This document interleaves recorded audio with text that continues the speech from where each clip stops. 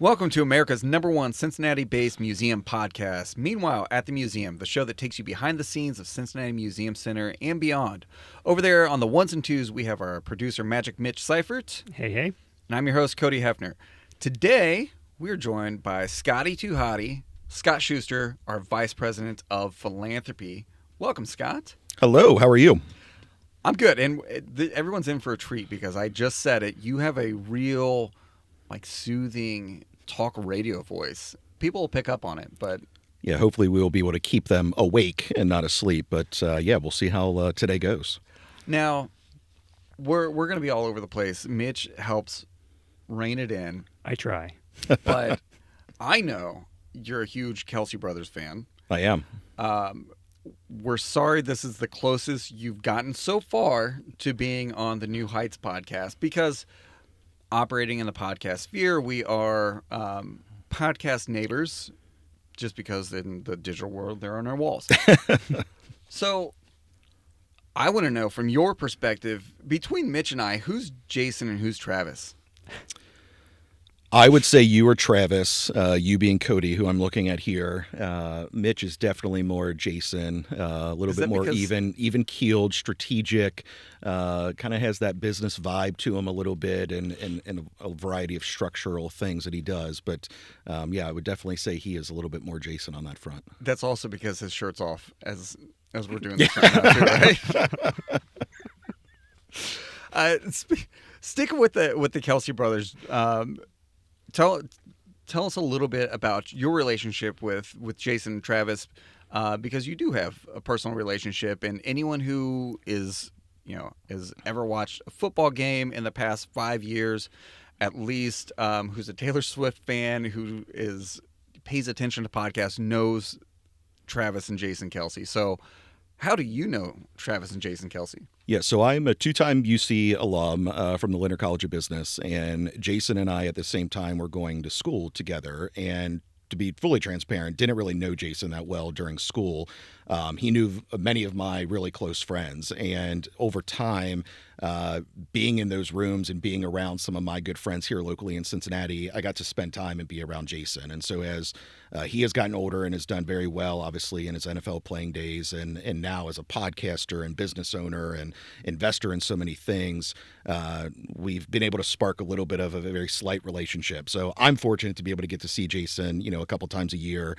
It's great to see my son, who's 9 years old, who just idolizes the guy, has his jerseys, gets to see him all the time when we do get to see him. And so it's been fun for me as a dad to get to see Zach really embrace who Jason is as a person, because it's one thing to see him as a football player, but he is just a phenomenal human being. His wife in the same regard, who also now has a podcast. They're just really good, down-to-earth people. So I definitely, have a little bit more on the Jason front. Don't know Travis very well. Obviously, follow the podcast and follow the work that they have done. And yes, my 12-year-old Swiftie daughter, every time is like, can we try to, get something? Can we get tickets? Can we do this? Like, no, that's not how this works.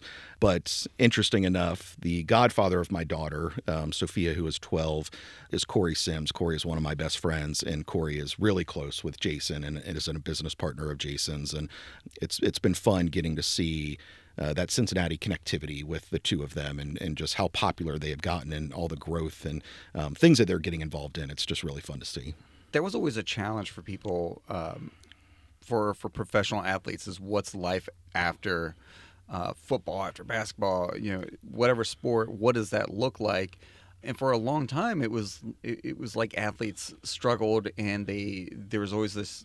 You had a lot of people who maybe retired too late. The wheels came off before they were ready to hang it up, and that's as a fan, you're like no one really remembers Dan Marino's last season or last handful of games and things like that. You remember the glory days, but as an athlete, it's hard to give that up.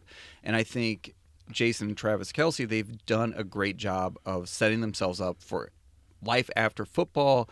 That, number one, gives them some sustainability, pragmatically, but also kind of a purpose, or it lets them sort of stay in the game in a certain way, or to still feel that fire in a certain way, and I think that's been really cool to see. Yeah, I think athletes are just wired different. There is so much that goes on from a training aspect, a game aspect, being at the top of your craft. They're just wired different. They naturally have competitive drives that then need to be able to be progressed outside of sport. And so, you take a 36, 37-year-old athlete who retires, they still need to have that drive. They still need to have something that is going to get them up every day and get them motivated and really progress. Timing of this is interesting. I just saw this morning that Sam Hubbard is retiring from the NFL and retiring from the Bengals. And back to my role in philanthropy, it's fascinating my journey in the field. I worked at Moeller High School for 2 years, and at that time, Sam was a junior at Moeller High School. And we started a student-based philanthropy group that would call on alumni and engage with our alumni from an annual fund standpoint to try to raise money. And at the end of the day, most people that were supporting Moeller, it was because of the students. It was because of the boys. And so fast forward to Sam's senior year, Sam and our student body president at the time, Kyle Zimmerman, ended up being our kind of two leads for our annual fund drive that year. And so I saw Sam as a very tall, skinny, athletic kid who started out as a phenomenal lacrosse player to then transition into being a very good football player. He was signed to go to Notre Dame for lacrosse, and ultimately Urban Meyer comes down from Columbus. They're at the school. Sam has told this story numerous times, but it was cool being there when this was happening, where they're playing a dodgeball game in the middle of school, and Urban Meyer is there with Kerry Combs as one of the coaches at OSU, and they're like, "Who's this kid?" And ultimately, they recruited him. They give him an offer. He goes to Ohio State and instead of Notre Dame for lacrosse. And then you see where he is today. So this morning, I see him post on LinkedIn his kind of retirement note. And he pretty much was saying how, it has been an honor to be a Cincinnati kid who has been able to, thrive here in the community, start his foundation that has done so many great things in the food insecurity space here locally. And he's ready for what's next. He's ready for, family life. He's ready for the business world. He is ready for growing a foundation. And I'm fascinated to see how, and I know Sam and I know that family, they are just full of phenomenal people that are leaders. And I'm looking forward to seeing what he can do in his post-playing career, because I know he will just do amazing things. So back to that point, I think you see some of these players that they end up thinking about what's next, and it's exciting to follow them and follow that journey. Like Sam, you're a Cincinnati boy, right? I am, born and raised. Talk to us about your journey here to Cincinnati Museum Center. You're Cincinnati through and through, right? So walk us through it. Yeah, so growing up, coming to the museum center, I was a big Bearcat, going to UC games all the time with my family. Ended up going to the University of Cincinnati and was at the business school. Was fully thinking I was going to go into marketing and sales. I graduated right around the time of that 08-09 recession, where jobs were not plentiful, and I had an opportunity to start my career right out of college as a fundraiser for the University of Cincinnati Foundation. And I jokingly said, I was low man on the totem pole, traveling the country, visiting with alumni, and trying to get them to give back to the institution. And at the time, I knew I wanted to get a master's degree. I finished up a master's there in marketing and transitioned over to Moeller High School. Again, that's where I got to meet Sam, and Moeller was a phenomenal place to be. I learned so much there. I then wanted to go back to UC. And so I transitioned back to the business school as a fundraiser there. We were doing a building campaign. We were building a new 200,000 square foot business school, which is now been open for about 5.5 years and has done wonders. But there was something, I feel like there was something I was missing about 6 years ago of where I wanted to go. And I was a Bearcat through and through. I loved the work that we were doing. I was seeing the impact on a regular basis, but there was just something I was missing. And it was interesting. I get a phone call from the museum center about this vice president job. And for the first couple of weeks, I was really pushing it off. I wasn't interested. I had a great job at UC, and it was actually a shared board member of the Museum Center and UC. So John Gehring is just a tremendous individual. John started the Gehring Center for Family Business at the University of Cincinnati. He was on our foundation board. He was on the business school board, somebody that I looked up to. And at the time, he was also on the Cincinnati Museum's foundation board. And he had done a lot of things for the museum center. And he called me and he said, I want you to have a call with Elizabeth Pierce, our current CEO and my boss. And he said, I just want you to have a call with her. And so we did. And it was probably 2 or 3 months of interviews and phone conversations and discussions. And I just felt like the time was right. I think going back to your being a Cincinnatian, there was a lot of opportunity here. We were starting a fairly significant campaign to reimagine the museum center, increase our endowment, raise general operating support to support our normal operations of what we do. And everything that they were saying was, we need a little bit more guidance. We need a little bit more kind of analytic touch to it. We need a little bit more focus, things that I felt like I brought to the table. And so that was summer of 2019. I then started in September of 2019. And so we're about 5.5 years in. And we had a little bit of a mission moment this morning. I was preparing for a board meeting next week, and I started running some of our numbers. And I started in September of 2019. Much of the team after that started in early 2020. We had 2 other team members in 2021. And as of today, we just hit $100 million raised as a team in the last 5.5 years. That's amazing. And That's great. it's a tremendous testament to not only the team, it's our donors, it's the people. People ask me all the time, like, what's it like raising money in a museum setting versus in higher education? And I say it doesn't change. Like, fundraising is about people. It is showcasing what you do as an organization, the impact that you can make.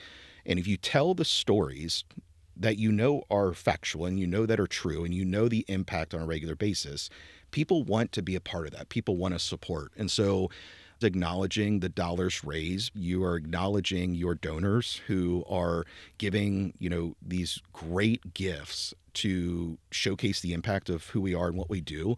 But it was a moment this morning. I texted Elizabeth and I said, hey, just want to let you know this is how the last 5.5 years has gone. I don't think I would have thought that 5.5 years ago when I was going through the interview process, but it has been a fascinating journey with a pandemic thrown in there, with turnover on the team thrown in there, with a lot of challenges. But when you're able to bring in really good people that have a passion for your donor base and have a passion for what's next, I think that's the greatest thing you have going for you. And I think we are all fortunate to work at the Museum Center where it's not just philanthropy.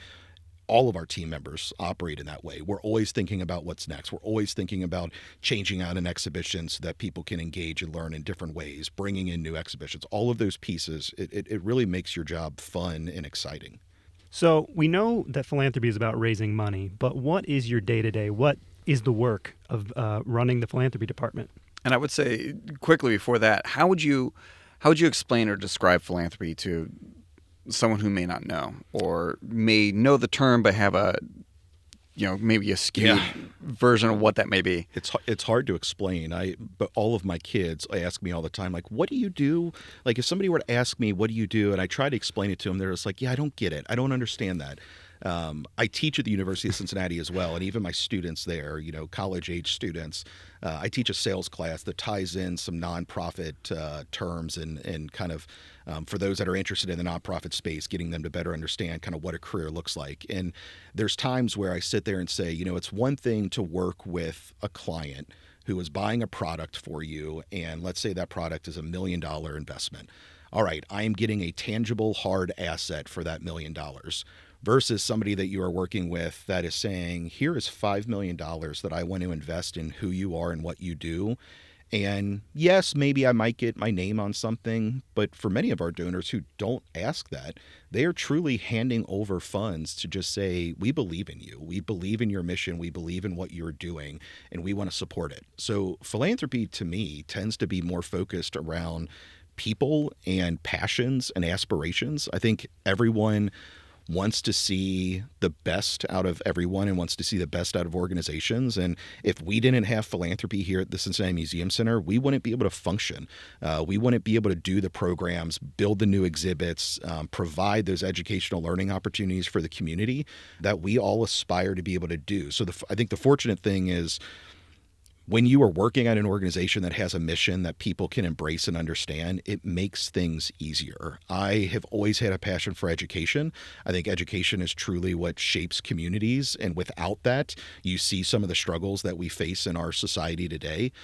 So for me, I've always wanted to work at educational focused places. And I tend to, I think, connect better with funders and people who then have that same mindset that education is a really needed thing in today's world. And I think we're unique where we kind of talk a lot about informal education. Like, we are not a standard, here is your curriculum that you follow at the museum Right. center. But I hope that everyone who visits the museum center can articulate and think about, this is what I maybe just learned in a class, or this is what I think I know about Cincinnati history, and now I get to learn a little bit more. I know that was a little bit off tangent of some things. But no, I mean, you're making good points. Part of the visit is just understanding that learning is fun. Learning is cool. It's not just about checking boxes, getting a grade, following curriculum, but there are a lot of benefits to learning new things. And as people walk through and they're curious about different things, or they see something that they've not seen before, or they see something they're familiar with but in a different way, that all adds up. And this sort of lifetime of learning, of curiosity, is part of what we're driving at overall. But to be clear, as you're talking about philanthropy and fundraising, some people think it's kind of like a bake sale. Hey, we really want this thing. Can you chip in or help? Or, internally someone says, I want to do this, but it's out of our budget. Can you raise money to let us do that? And that's not we get that necessarily often. the case, right? Yeah, I think it's interesting coming from higher ed, and higher ed is focused on major gifts. Yes, there is an annual fund culture where they want all alumni to be able to give back and do something, but generally a rule of thumb in philanthropy is normally 10% of your donors are funding 90% of your operations or what is needed. And that number kind of still holds true here at the Museum Center. Slightly different, but it does hold true. And I think for us, it's a fascinating model to understand what is going to get donors to really think about what they can accomplish and what they can do. Higher ed was able to build me up and understand how to take a vision to a donor at a large scale level. When I got to the museum world, all I saw in this field was a lot of galas and events and event-based fundraising. And I was in the interview process and I said to Elizabeth, I'm like, I'm not an event guy. I'm not an event-based fundraiser. I don't want to do those things. And she laughed because she is not a golfer. And she said, we are not doing golf outings. I can tell you that right now. And I'm like, no, I don't want to do those either.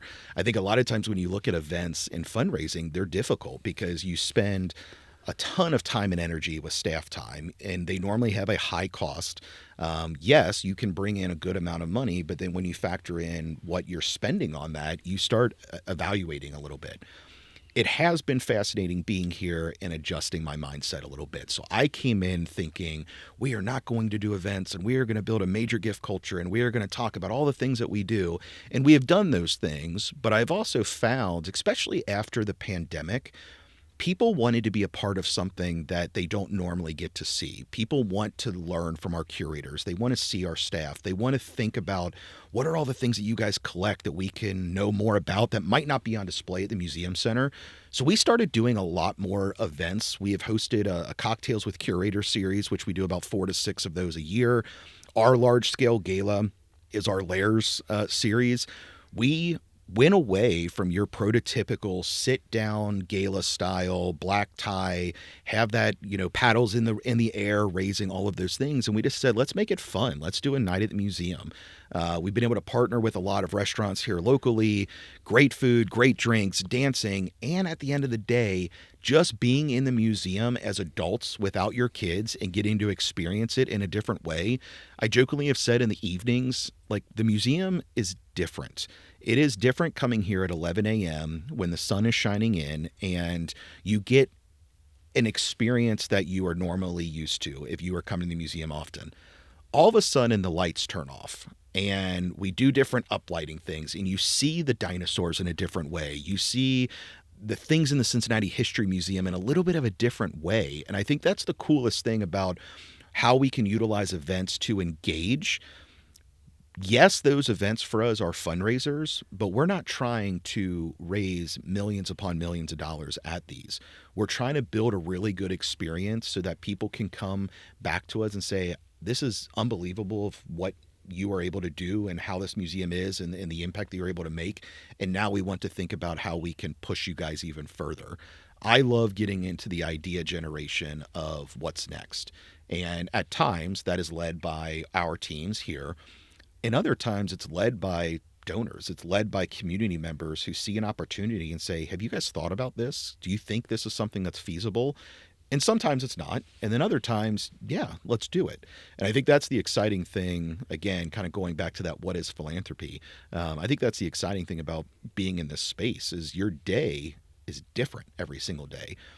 We have a great team. I get to see them every day. We talk, we collaborate, all of those things. But each one of us, our days are different every single day. You might have 5 donor visits and you're meeting with them here at the museum center. Most of our donors are coming from this market and coming from this area. So much of our time is spent here in Cincinnati.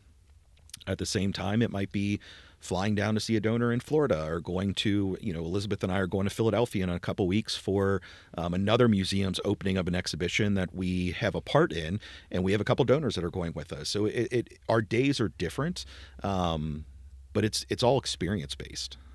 Talking about the events in the evenings, it helps people reconnect why this place matters to them. A lot of people grew up visiting as a kid, or they brought their kids here.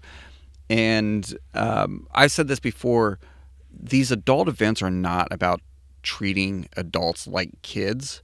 It's about letting adults be kids again. Mm-hmm. And that's two very different things, but seeing it at night, seeing the dinosaurs lit up in a particular way, and also kind of doing things that are a little naughty that you're not supposed to do. You're not supposed to have food or drink in the museum, and now you're telling me that drink has alcohol in it? Come on. So these are all things that you have to help people feel like a kid again, or feel that same wonder and joy that made them connect with the museum center in the first place. At the same time, Cocktails with Curators, this program, this opportunity for donors to speak with curators, to meet them, to let them into the collections, that taps into that audience. They're more interested in research about the treasures we have, things like that. And so it's all about knowing what's moving different people and how to help bring them along with the vision. It's not just taking it for granted. You mentioned golf outings. I know you're a golfer. What's your handicap? Oh. Also, what is a handicap? Is that just is that like the number of strokes above par that you typically have? So I was a member of Miami View Country Club for a few years during the pandemic. We were working from home. It was easy to kind of have a quick little lunch, 9 holes, and then get back to work.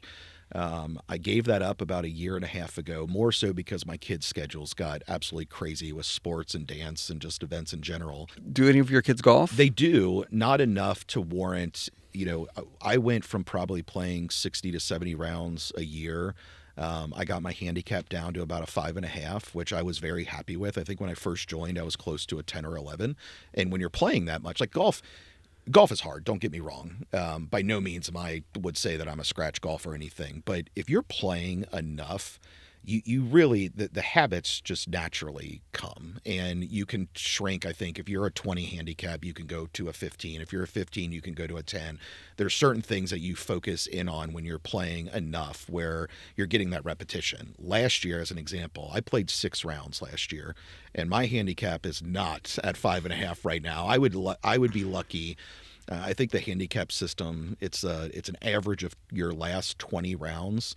So the last 14 rounds, which would have been from 2.5 years ago, that were much better, to my last 6 that were not so good. I think as my next 14 might happen, that handicap's going to go from 5.5 to probably 12. But no, golf, it's a release for me. I enjoy being out on the course, being out in nature in general, and being around people that you enjoy being around and just having casual conversations.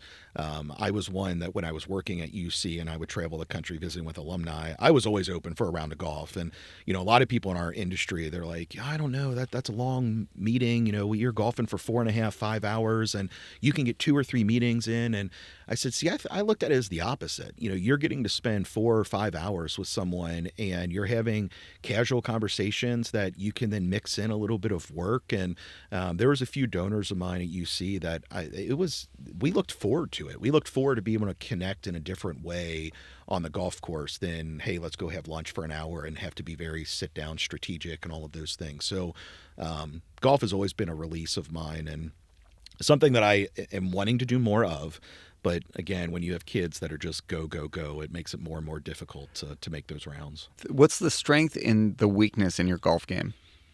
Weakness is not knowing what that shot is going to look like, as everybody probably is dealing with. So I find myself to be an intelligent person, but when it comes to golf, you know, there's all of these like shot shaping techniques that you can use when you talk about, all right, I'm behind a tree and I'm going to try to slice this around the tree. I don't have any of that. I have read numerous golf books and I still don't understand, like, if you move your foot here, if you turn your body here. I have a cousin of mine, Matt, who for a long time I was slicing my drives every which way. And he was like, hey, tilt your left foot straight. And I look like an idiot doing it. Like most people have, you know, their normal setup that they're in. So I tilt my left foot, like my aim point is I'm aiming at the hole. And all of a sudden my ball started going straight. And I'm like, all right, let's do it. I have no idea why it does this, but honestly, something with my body, if my left foot is straight pointed at the hole, I can actually hit a straight ball. So that is something that I would love to like better understand, is how do you shape shots where you can truly, you know, when you follow like the pro guys. I get an amazement watching pro golf because like they go out and shoot like a 20 under tournament and like people are just like, oh, this is so boring to watch. Like how ridiculously amazing it is when they can sit there and you tell them hit a 110-yard shot and they hit it 109.5. Like it's just crazy to me how good they are. I would say the greatest thing for me in golf, and it's really what I've learned over the last couple of years, is like you're not a scratch golfer. You're not somebody who is going to go out there. Like I can go out there and shoot a 75 and the next day I'm shooting a 90. Is trying to just enjoy it and have fun. Growing up when I was a golfer, like I was really serious and I would get extremely angry. I mean, that was also a part of like growth, right? Like you're an athlete, you're playing sports growing up, you have this competitive drive, and all of a sudden you're like, well, golf can be that competitive drive. Back to the Kelseys, Jason has really picked up golf, is a fairly good golfer. He gets to play in a couple of those pro-am tournaments, but I've golfed with Jason on a couple occasions, and it's like, it's amazing seeing the transformation from where he was 5 or 6 years ago golfing to where he is today. Like, he's a good golfer. He can replace that competitive drive in a post-playing career with golf. And you're out there with your buddies, you're getting competitive with them, you want to beat them or you want to beat the score that you had from your last round. So I would say the best thing that I have going for me is trying to have a little bit more even-keeled mentality that you're going to have bad shots. I scramble really well. So even if my driver is every which way, I can scramble fairly well to make that up. So yeah, it's, you know, golf is definitely something that I think can be a very enjoyable experience. And then there's days that you're leaving there like, what the hell did I just do? Like, why am I here? Why am I I'm getting more frustrated doing this on a Saturday morning than I could be just being at home and having my coffee and reading the newspaper. Of all the golf books, have you tried Dorf on golf?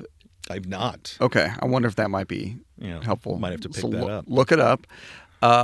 Golf is kind of one of the ultimate, it's hard to compete with other people because you're competing with yourself so much. I mean, it's not like football or basketball where you're reacting to what someone else does. Yes. I mean, if someone else birdies a hole, eagles a hole, something, like, you can't just say, well, now I'm going to do this in a hole in one. So I beat like it is, you have to stay within your head, within your game.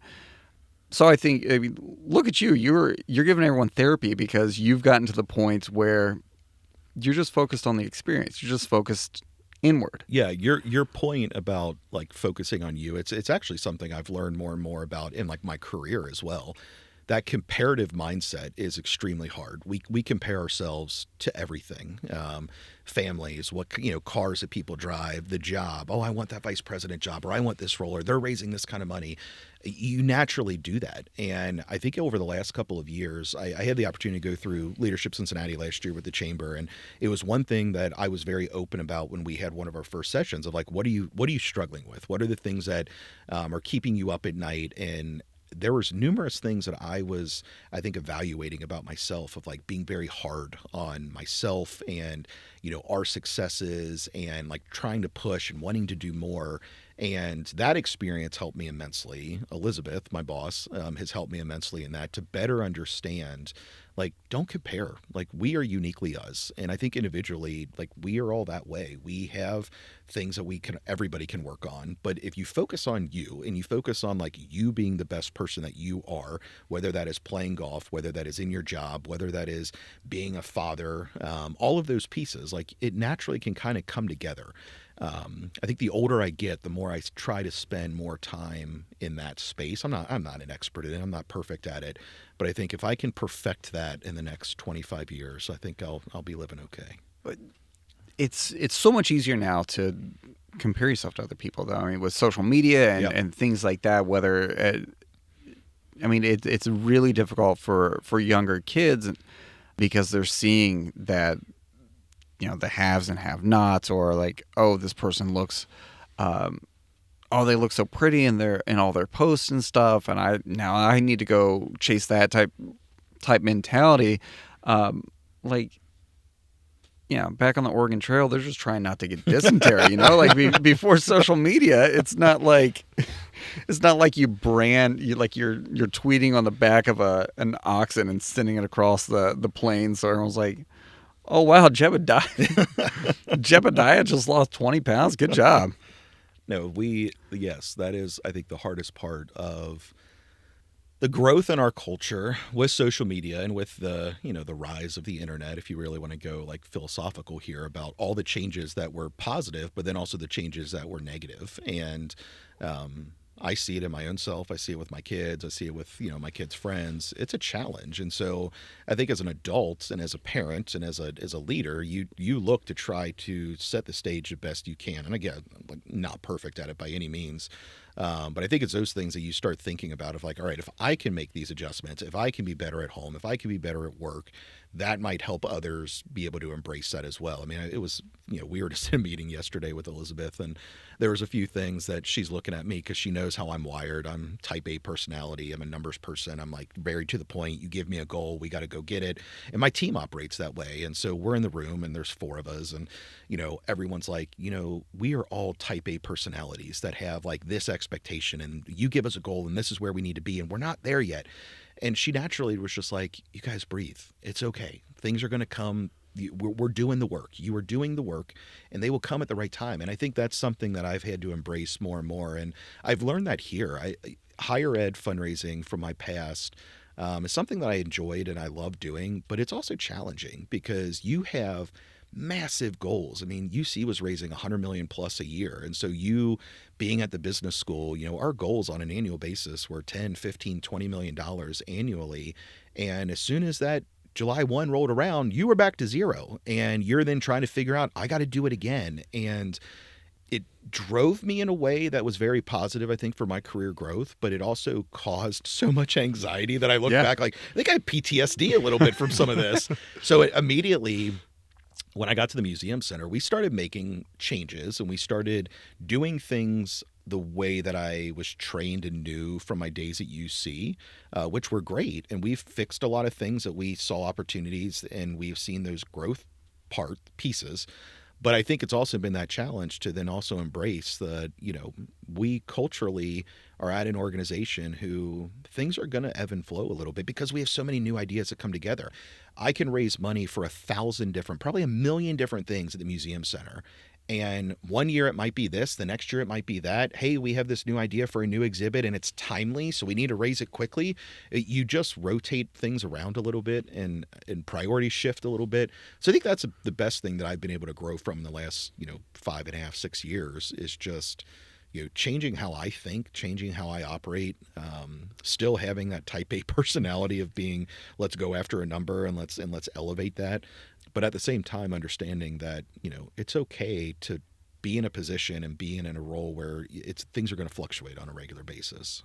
With that, with a reset July 1, with that mentality, it can often feel like that where you are, every time you accomplish something, it's like, good job, now go accomplish this. You've had a lot of accomplishments. You've had a lot of wins. What are some of the projects you're most proud of here at the Museum Center? First and foremost, the growth in our endowment.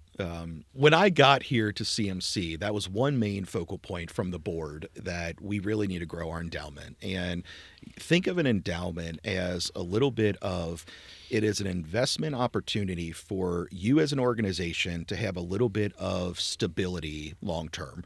So like simplifying the numbers, if you have a $100 million endowment and you are spending, let's say 5% on an annual basis, you are able to have that $5 million come off of that $100 million that you are actively spending towards your initiatives and towards your overall operations of the museum. That's on an annual basis. And your hope is that as the market goes up and you're only spending 5%, that it's continuously growing. So again, perfect scenario here, $100 million endowment, you're spending 5%, the market is up 10%. So that 100 million, you've gotten to use your 5, and then the market has grown the rest of that. And again, it continues to elevate. I've made it clear to everyone, like, we are in a perpetual endowment campaign because we will never be fully endowed from a funding standpoint because we are a large institution. We do have a lot of staff. We have a lot of initiatives that we are doing. We operate a massive building that has needs. And so that to me, endowment fundraising is not easy. It is really big in higher education. Higher education, you are talking about endowments that are billions of dollars, $1 billion, $2 billion, $10 billion, $50 billion. It's a challenge because you are working with donors who are normally very sophisticated in understanding how finances of organizations work. And they are thinking about ways that they can help you stabilize and maintain something for a very long time. And that growth for us has been transformational. And again, we're not done. We have so much that we can still go out there and raise. So that has been, I would say, like the number one thing. The number two thing, which is fairly important as well, and it's actually the thing at times that I jokingly say, like, I get bored a little bit when you fix some of like the back of house, everybody, in sales, in philanthropy, you have a CRM system, and our CRM system, customer relationship management system, was not great. We had a lot of inaccurate data, a lot of old data, and we knew that we needed to spend time fixing that. And fortunately, when I got here, we had a team who was like, we recognize this is an issue and we need to solve it. And so we immediately solved it. We took about 9 months. We re-entered gifts. We were re-entering people's information. We were doing research. We spent so much time and energy. And I now look back and say, those 9 months were so important for where we are today, because if that doesn't happen, we don't have accurate information. We don't have accurate emails and phone numbers and data and history of gifts, all of those pieces. So that is what has, I think, propelled our work. And I've jokingly said at times I get bored because we solved those so early on, and now it's just ingrained in our day-to-day. I need something else to solve. What is the next big thing that we can solve? And so we're working on some of those things here. We have some ideas as we think about innovation in this space that could help us. But I think that's, I would say, my number two is when you can be a system person and a back end person and understand all that goes into a nonprofit. That's what I love doing. Like I consider myself to be a little bit of a jack of all trades in philanthropy, because a lot of times, as you grow in the field and you get bigger and better jobs, and I put those in kind of quotes a little bit, you get siloed in just doing major gifts or just doing annual fund. And when I hired the staff that we have today, most of them came with me from UC, and a couple others we recruited from other organizations, but I hired them because I knew they were similar to how I think about being a jack of all trades. You're going to do major gifts. You're going to do annual fund. You're going to do events. You're going to do a little bit of marketing. You're going to do a little bit of planned giving. And we all kind of come together, and we know our weaknesses. We know each other's strengths. We play off of that a little bit. And I think that has been what has helped us thrive here. But I think that's what I've enjoyed the most is like, when you're a jack of all trades person and you built a team around that, you get to be involved in so many things. It truly is like you're running your own business. And as a business person, it is something that I look back and say, like, getting to own something, getting to build something, getting to be able to look back at the successes to say, like, we've made a pretty big impact and we're not done yet, I think is a really cool and exciting thing to be able to do. As a Cincinnati kid, someone who grew up, did you grow up visiting the museum? I did, yeah. So now you've been involved in fundraising around 20 new exhibits, permanent experiences. Of those, which is your current favorite? And also, were you kind of like, we're getting rid of this thing I loved as a kid? Why aren't we bringing that back? So, like, early on days of my childhood growing up in the museum world and going to museums. So I remember going to the Indianapolis Children's Museum and digging in their sand pit for dinosaurs. I fully thought I wanted to be a paleontologist. And we had something similar here at the Museum Center many, many years ago. And that was like my first crack into like how a museum can potentially spark some level of curiosity in a kid to think about, this is what I want to do. Fast forward, going off to college, didn't end up going into paleontology. I still joke with Glenn. Glenn gets to go on some of these excursions out west and dig for dinosaurs. And I'm like, Glenn, I'm going on one of these trips with you. Like, this is a bucket list thing for me. At some point, I will be out there digging for dinosaurs. You can go with Mitch. We're trying to send Mitch with him too. I'm in. So that was like my first, like, looking back at my life of like those things that spark that curiosity. That's what I like about the Museum Center today is all the exhibits that we have done have had a little bit of a focus on driving that curiosity and having a little bit of like a workforce development piece to it. I loved how Made in Cincinnati turned out. I think it tells wonderful stories. I think it is really cool to see the history of our city and the businesses that have thrived, have been built here and have thrived. Ancient Worlds Hiding in Plain Sight was my first day here. Brenda Hunda came up to me and said, I just need to talk to you. Like, this is my passion. This is my life's work. And we need to get funding for this exhibition. And she's talking about Ordovician fossils. And I'm looking at Brenda, and I didn't say this to her, but I'm looking like, I don't know if I can do this. I have no idea what she is talking about. And I don't know how I'm going to fundraise for Ordovician fossils that I know nothing about. And I had to come to her like later. I said, I need you to dumb this down for me a little bit. If you were going and just teaching this to a group of like 15-year-old kids, how would you do that? And she did it, and she did it in an amazing way. And I got to better understand how these exhibits get developed and how they get built and how the idea comes about. That exhibit not only is beautiful and just fits the exact space in an old train station so well, I think it's just really cool to see a curator's life's work then be shown in an exhibit format. And I love being able to take a little bit of a walk around the museum every day and seeing people engage and learn. Even yesterday, we had an event last night. There's a national parks conference going on, and they had one of their receptions last night here in Union Terminal, and they're walking through the Ordovician Gallery, and like so many of them who are parks people who are out in nature all the time had no idea with this period of time and what Cincinnati had to offer, and this rich history of fossils that we have here. And it was just fascinating seeing all of these adult learners learning. So those are two of probably like my favorite exhibitions. I think Advancing Health turned out amazing. I think the collaboration with our health community, we had so many partners that 2 years ago were not our partners and we didn't do as much with. I think when you were thinking about that informal education, it's one thing to have experts on site who know how to build these things and what content to put in. It's another thing to say we might not have a curator that is specializing in this field, and so we need to have those community partnerships come through.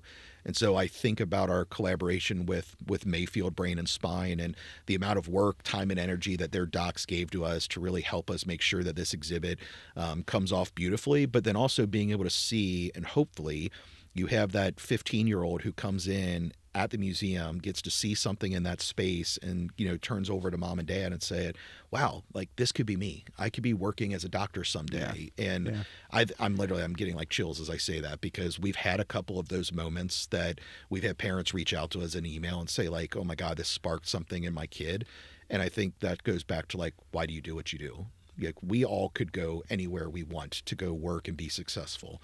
We're here because we see the impact on a regular basis with youth, with college age students, with the adults, and thinking about an 85-year-old who comes in and gets to reminisce about something that was maybe from their childhood, or picking up grandma and grandpa from Union Terminal and driving back home, now getting to come into Union Terminal in a different way. I think it's just a beautiful thing that we get to witness here.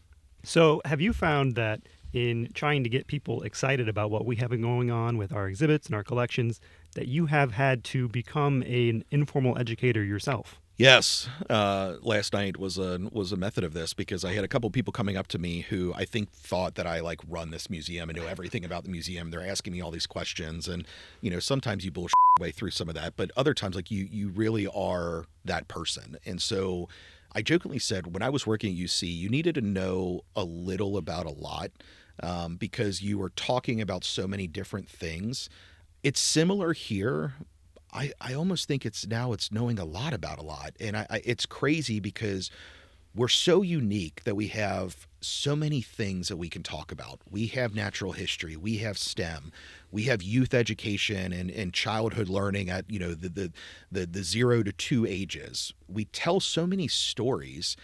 And so when we are sitting there building out a potential plan for a donor to think about this, you start educating yourself on it. I think the greatest thing that we have had for our team is having the curators and having the staff here that are so extremely knowledgeable on what it is that we are trying to tell with those stories, that we pull a lot from them.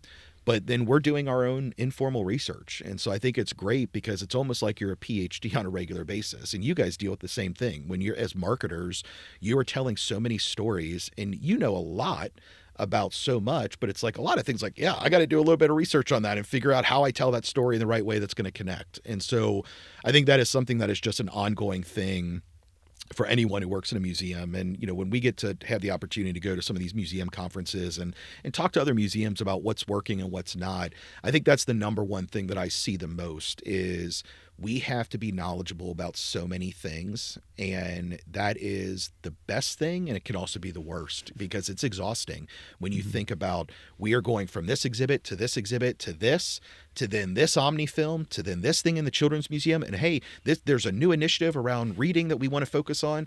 How do we counterbalance all of that, and how we put focus to what we want to do to make sure that we are having the impact that we want to make? Yeah, it's fun. What's one of your favorite facts that you've learned or been able to pull out in one of these meetings? So I wouldn't necessarily like a fact. I love learning about the history of Union Terminal. As a Cincinnatian, I passed this building millions of times. I came in here as a child, coming into the museums and seeing what the museum was back then.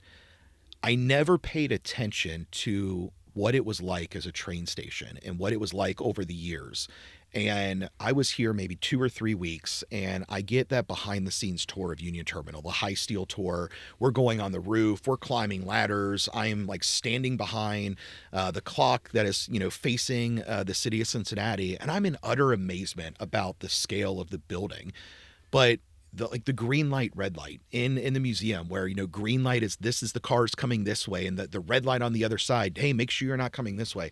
I think I get blown away about thinking about what this space really was during its heyday of a train station, almost to a level of like wanting to see what that truly was like. I mean, if time travel was a thing, I think I would love to go back to the late 30s and early 40s and see how this place was functioning. See how it operates. Yeah, I think that is just absolutely fascinating. Some of the other statistics, I think going back to like listening to our curators, Glenn and Brenda are just a wealth of knowledge. And I've gotten to hear them speak so many times with our donors, with community members. And I always say every single time that I'm with them, I learn something new. The same thing, you think about the Holocaust Humanity Center here with our partners.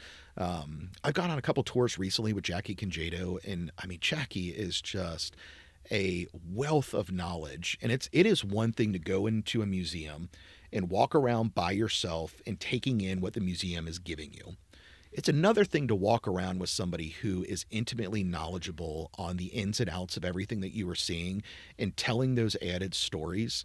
I have learned so much about the Holocaust and Holocaust education, and like back to their focus on being an upstander, like what that truly means, because of Jackie and because of Sarah Weiss, who was in that position before her. It's amazing to see those museum professionals that can take a museum that is built and add so much to it. And even to our team, like I don't want to not highlight them, walking around our museum and talking to our staff and seeing how they can add a little bit more flavor to an exhibition. It's truly what makes, I think, the museum center just wonderful. And I've been to other museums that are very limited in staff. I've been to museums that have a lot of staff, some that bring value, some that you might, all right, I really just want to kind of focus quietly here and see this. I think that's the greatest thing that museums have going for them, is the staff that gets so excited about telling the stories of what that exhibit is and what it looks like. It's really cool. Now, I know you're a big baseball card guy. Big baseball guy. What stats would be on the back of your baseball card? Oh, not good. I couldn't hit or I was a good fielder. I was a good pitcher. I played first and third base. I could not hit. So a friend of mine, Brandon, who was a childhood friend of mine, best man at my wedding, him and I got bumped up. I don't know what grade. I want to say like third or fourth grade. We got bumped up to like the next age group. And I should have never have done that. I'm in that phase with my son right now, who's 9. He's playing 9U baseball, first travel ball team. And there was some talk about like, well, maybe we'll go to a 10U league and we'll play up. And I'm looking back at me. I'm like, as soon as I got bumped up, I couldn't hit. I could field and didn't do all those things. So my stats would be fairly low on the hitting side. It's fascinating seeing my son, who just loves baseball, which has made me more excited about baseball, and just his passion for the game, his passion for stats. So I always try to think about like how sports can also be a precursor of like careers. What's the percentage, like 0.1%, if that, like go off into pro sports, Yeah. right, of the number of athletes. But my son is a stats guy who he will come to me. So he'll play video games and he'll play Madden or baseball. And he'll come to me and said, hey, did you know Ellie De La Cruz has a 94 speed and he had 67 stolen bases? And, if he would do this on a 162 game basis, he could break Ricky Henderson's record. And I'm just like, you're 9 years old. What are you Right. doing? But I love it. So then I play into it. So him and I, about a year ago, got back into like baseball card collecting. And I've told this story recently because I think it's actually partially like the museum center as well. I was in Boston and we were at the National Science Museum there in Boston, and they had a collecting exhibit, and it was like a localized thing where it was like, what do you collect? And it was people that brought in very small collections. And the whole idea was like anyone can be a collector. Anybody can kind of be a museum person preserving history. And I don't really collect anything. The one thing I would say that I was collecting for a little while is like when I would go golf at other places, I would always get a ball marker. And so I have a bunch of ball markers of like where I've gotten to golf. So my son and I start getting into baseball cards. We bought a couple packs. He hits a fairly, decent card in one of his first packs, and, there's a market for it. And so he's like, well, Dad, what if we sold it and then like I can buy more cards? I'm like, yeah, that's fine, bud. But like, that you're then selling it. You're not going to have it. And he's like, yeah, that's fine. So we sold that first card that he pulled. It was a pretty big card. We sold it for like $300. And so now you're talking about markets and you're talking about business. We bought this for $10. We sold it for $300. Here's your ROI and profit. Now we can reinvest in other things. So that has now turned into a full business. My son and I have a little bit of a card business that we started about a year ago, and it's almost a full-time job in its own right. It is fun. It gets him really into stats. It gets him really into understanding business. I'm hoping that at someday he can really kind of take things over a little bit and understand the complexities of running a business and ROI and profit loss and all of those things. But it's also really fun for us. And I think that's some of those techniques of things that I saw here about collecting and preserving are some of the same things that we do now for him and I. And I think it's a really cool bonding thing that we can have. So we do the baseball card business. I then get to see him on the baseball diamond. I get to see him playing. He's going to, talk my ear off about stats and this player and that player. I think that's just such a fun thing that I'm glad that we're able to have. That's awesome. Every good baseball fan, every good baseball player has a walk-up song. What would yours be? Ooh, that's a good question.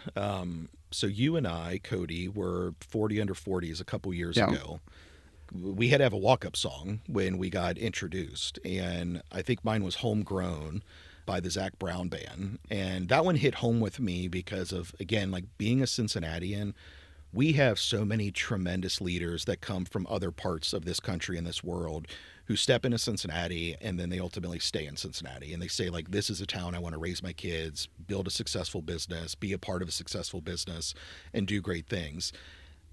I think that homegrown mentality, I've had opportunities to leave Cincinnati. At times in my career, I've looked to leave Cincinnati, and I never have, and I've never looked back. And, I've been a part of interviews in the past where the offer and the opportunity was great, but you start mentally thinking about like getting pulled away from your community and the people that you know. It's a hard thing to think about. And I keep saying to myself, if I'm not left now, I don't think I'm ever leaving. And I think that's the greatest thing that I've been trying to embrace a little bit is I don't think we're ever going to leave. What's the Wolf of Wall Street? We're not leaving. We're not leaving. Or I'm not leaving. I feel like that's us. I think that's paraphrased. Yeah. Yeah. Little paraphrase. I teach a sales class, so I've utilized Wolf of Wall Street quotes in there, and I have to lead with, this is terrible to use because some of the parts of this film I should not be talking about, but there are some good sales and business tactics that you can learn from this. Are you watching that with your son? Like, no, hey, we're not watching that. No. If you're going to run this baseball card business, you got to know. This is how you have to operate.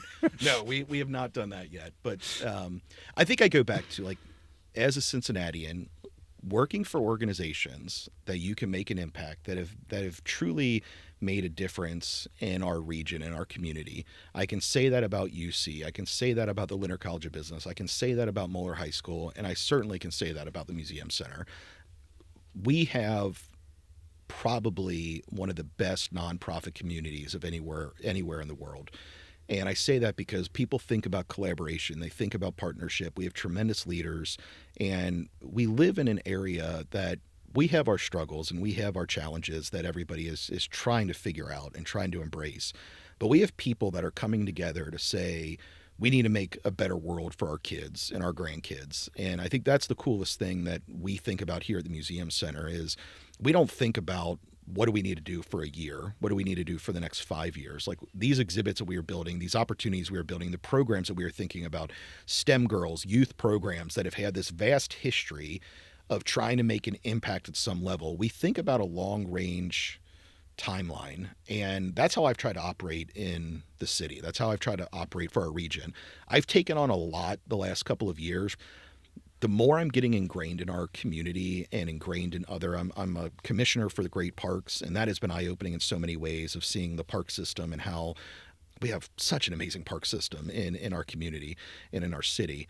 It's made me want to just do more. And we just came off of last week, the Chamber's annual dinner where we had the Great Living Cincinnatian Awards. And I'm hearing 4 individuals. It's one of my favorite events of the year because you hear these really good speeches from individuals that, again, have spent their life's work trying to make Cincinnati better. And it's by no means this is an aspiration of I want to be a Great Living Cincinnatian.